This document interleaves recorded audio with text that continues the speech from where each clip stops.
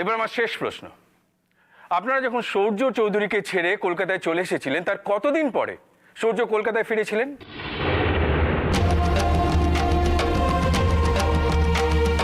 প্রায় 1 বছর পরে। সেই 1 বছর তিনি কোথায় ছিলেন? উনি কোথায় আবার থাকবেন? ছিলেন ওই রাক্ষসীর কাছে। ওই রাক্ষসী তো ওই মানুষ মারার যুদ্ধে হাত লাগিয়েছিল না? Point to be noted sir.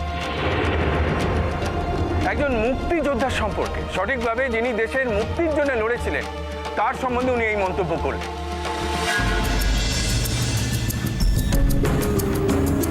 বেশ, তাহলে আপনার কথা অনুযায়ী আপনার স্বামী এবং কিরণমালা খাতুন একই সঙ্গে দেশের মুক্তির কাজে হাত লাগিয়েছিলেন, তাই তো? একথা তো সবাই জানে, শুধু কি আর? হ্যাঁ না না। তাহলে কিরণমালা আপনার স্বামীকে শেষ পর্যন্ত পাঠিয়ে দিয়েছিলেন এই দেশে, তাই তো?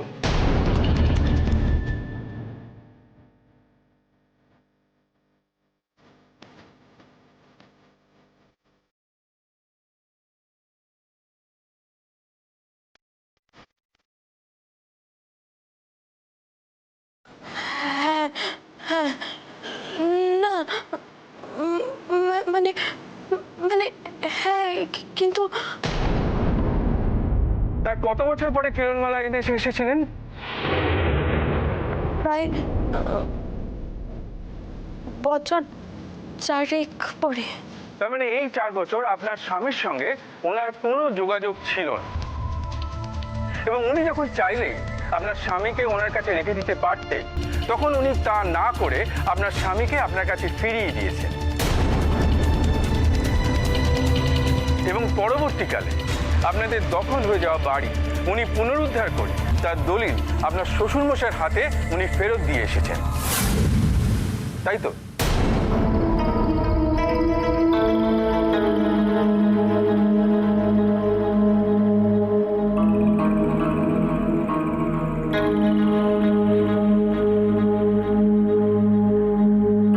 আমার আর কিছু বলার নেই স্যার, আর কোনো প্রশ্ন নেই।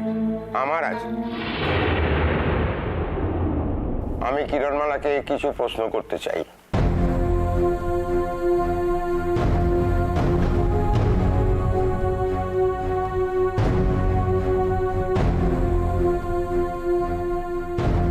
কিরণমালা খাতুন, আপনার কি কারোর সম্বন্ধে কোনো অভিযোগ আছে?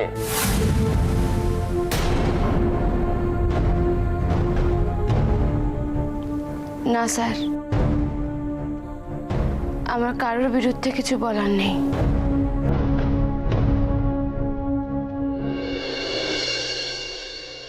আপনি কি আপনার মুক্তি চান?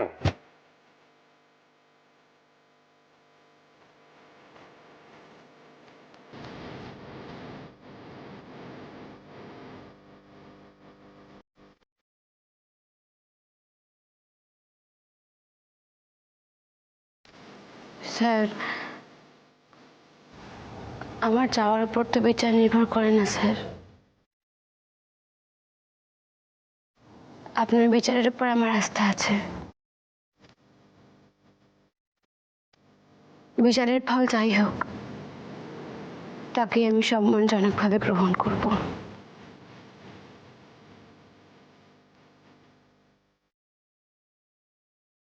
আপনার কি কিছু চাওয়ার বাকি আছে জীবনের কাছ থেকে?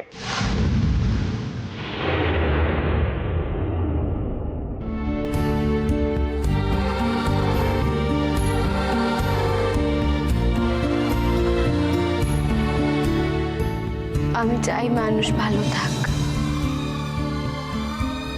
সুখে থাক, শান্তিতে থাক।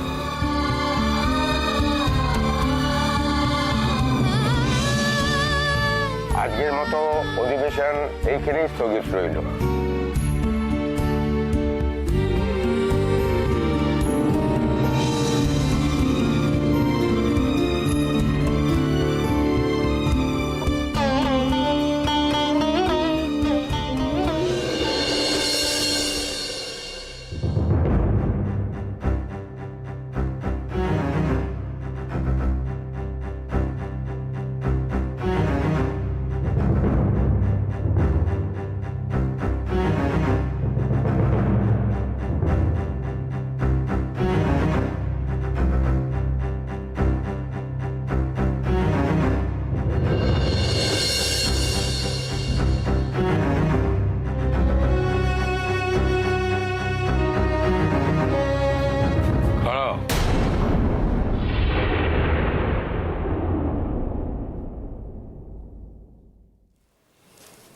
আজ্ঞা কিছু কইবেন?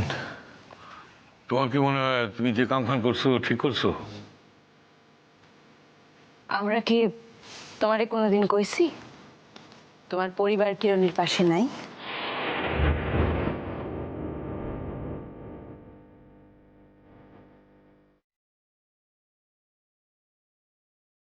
আসলে তুমি যদি এভাবে আমাদেরকে না বলে লুকিয়ে যাও তাহলে তো আমাদেরকে অসম্মান করা হয়, সেটা তুমি বোঝো। জ্যাঠামশাই, আর আর হয়তো কোনোদিন যাওয়ানোর প্রয়োজন হইব না, কিন্তু আজকার দিন খান যাওয়াটা বড় প্রয়োজন ছিল। কেন আজকার দিন যাওয়ানোর প্রয়োজন ছিল কেন? আজ কি মিস্টার ব্যাঞ্চে কিছু করছেন? ওই আইজ বুঝি সাক্ষ্য গ্রহণ শেষ হইব, তারপর তারপর রায় বাইর হওয়ার অপেক্ষা। শুনতেছি শুনতেছি রায় খুব তড়াতাড়ি বাইর হইব, ওই 2-1 দিনের ভিতরে। অবশ্য মিস্টার ব্যানার্জি কইছেন তার আগে তিনি আমাকে বাসায় একবার আইবেন।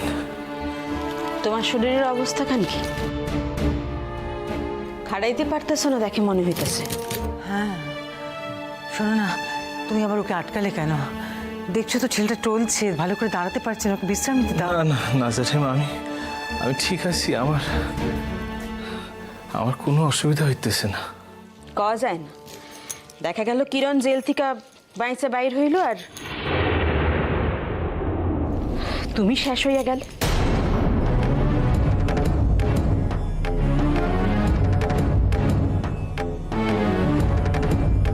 মা, কথা বেশি বলতে বলতে আজকাল দেখি তোর মুখে কিছু আটকায় না, যা মুখে আসে তাই বলে যাচ্ছিস। সাদে কই দিদি, পোলা কি একমাত্র আমাকে বাসায় আছে? অন্য বাসায় পোলা নাই? কই তাগো বাসায় তো পোলারে লইয়া এত অশান্তি হয় না? আর কোনো পোলার মারে তো এত ভুগতে হয় না? সত্য কথাই মা, আমি আমার এই ক্ষুদ্র জীবনে কাউরে সুখী করতে পারি নাই।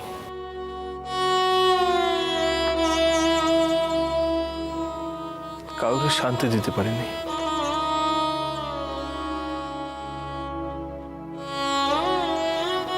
আমি আমার পরিবারের লোককেও সুখী বানাইতে পারি নাই, কিরণেরও সুখী বানাইতে পারি নাই।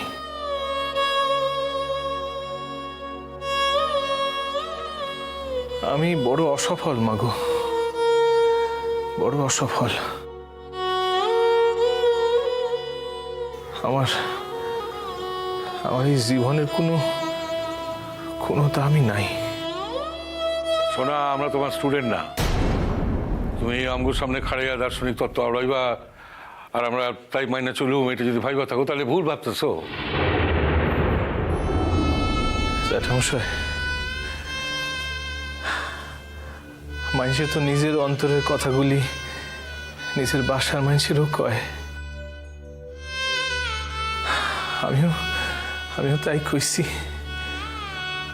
আপনার হয়তো শুনতে ভালো লাগা নাই, কিন্তু বিশ্বাস যান, আমি আমার নিজের অন্তরের অনুভূতির কথাগুলি কইছি। আমি বলছিলাম কি শোনা, আচ্ছা ধরো কিরণ যদি জেল থেকে ছাড়া পায়, আমি কথার কথা বলছি, যদি ছাড়া পায় মানে পেতেও তো পারে, তখনকার কথা কিছু ভাবলে? দেখছো তো আমরা এত চেষ্টা করলাম কিন্তু ময়নাকে কিছুতেই সরাতে পারলাম না। বউ অনেকেরই পাজি হয়, কিন্তু পুরুষ মানুষ যদি শক্ত হাতে তার হাল ধরতে পারে তাহলে কোনো বউই কিছু করতে পারে না। সোনা কি কোনোদিন তার বউরে জব্দকরণের লেখা কিছু করছে? করে নাই। সর্বক্ষণ বউয়ের হাতে বশীভূত হয়েছে।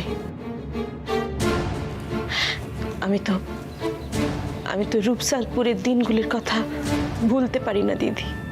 বৌমা, এইসব কথা ছাড়ান দাও তো। যাও শোনা, যাও রেস্ট নাও। মা, মা, সব দোষ আমার। আমি উন্মুক্ত কণ্ঠে আমার দোষ স্বীকার করতেছি। আমি তো তার লিগাই কইতেছি। আমার নিজের জীবনের প্রতি আমার বিতৃষ্ণা ধরে গেছে। আমি সত্যই আর বাইসা থাকতে চাই না জ্যাঠামশাই, আর বাইসা থাকতে চাই না।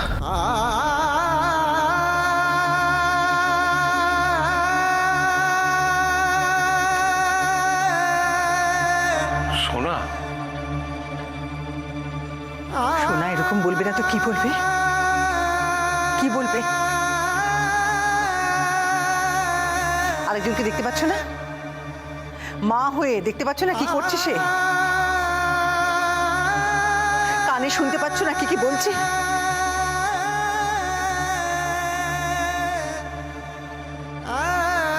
সোনা, সোনা, আমি একটা কথা বলি। এইবার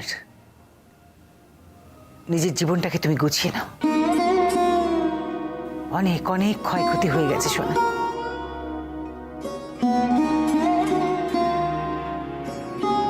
আমি তোমাকে কথা দিচ্ছি, কিরণ যদি ভগবানের কৃপায় জেল থেকে ছাড়া পায়, ও যদি জেল থেকে ছাড়া পায়, তাহলে ওর ভালো থাকার সমস্ত দায়িত্ব আমাদের। তুমি তো অনেক করলে, সাধ্যের অতিরিক্ত করেছো সোনা। যে মানুষ কেউ জীবনের দুর্বিপাকে সর্বশক্তি দিয়া তার পাশে খাড়ায়, সেই হইল গিয়া তার জীবনের আসল প্রয়োজনীয় মূল্যবান মানুষ।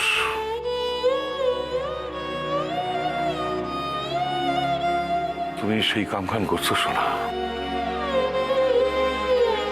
এইবার তুমি আমগো সবার সাথে ঘর সংসারে মন দাও। আমগো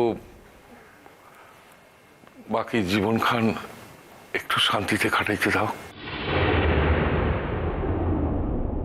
ময়না একখান পাজি মাইয়া, ময়নার লেখান পাজি মাইয়া আর নাই। ইহাও যেমন সত্য, তেমনি এও তো সত্য দাদা। ময়না তার জীবনে কোনোদিন নিরবচ্ছিন্ন স্বামী সুখ পায় নাই।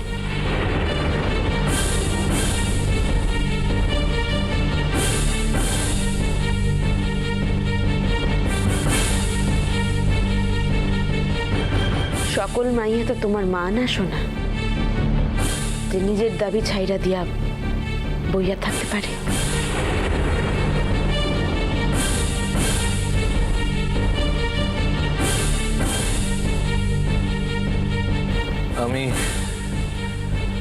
আমি জানি না যে কিরণ বাইর হইতে পারবো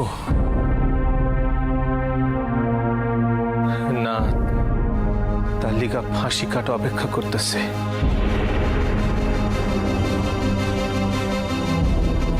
কিন্তু আমি জানি যদি সে বাইর হয়, তাইলে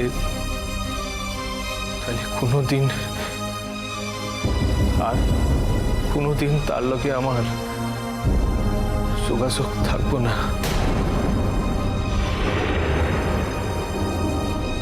হয়তো তার লগে আর কোনোদিন দেখা হইব না।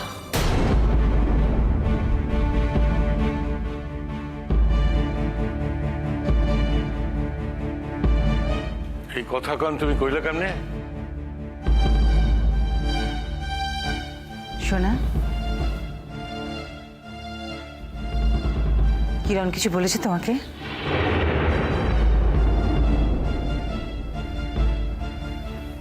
ও শোনা, সেদিন যে ও তোমার সঙ্গে দেখা করতে এসেছিল তখন কোনো কথা হয়েছে তোমাদের? দেখেন এখানে আপনারা এই বিষয়ে আর আমাদের কেউ কোনো প্রশ্ন করেন না। আমি আর উত্তর দিতে পারব না।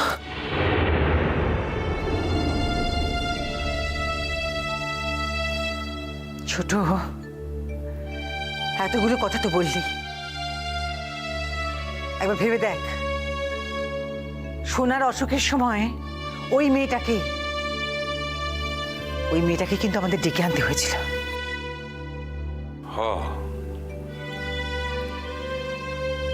মায়াটার কাছে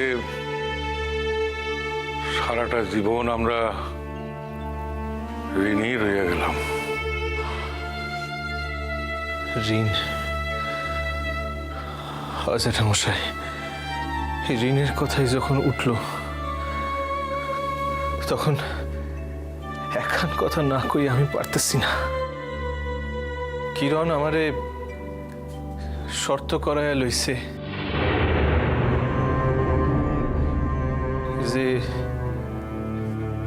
সে আত্মপক্ষ সমর্থন করব।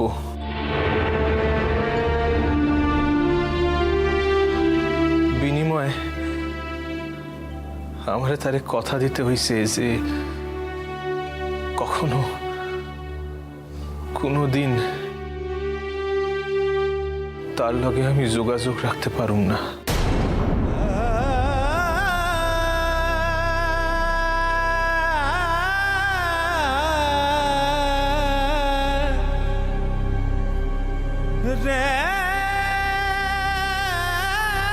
দেখলে জয়া, মেয়েটা আবার আমাদের হারিয়ে দিল।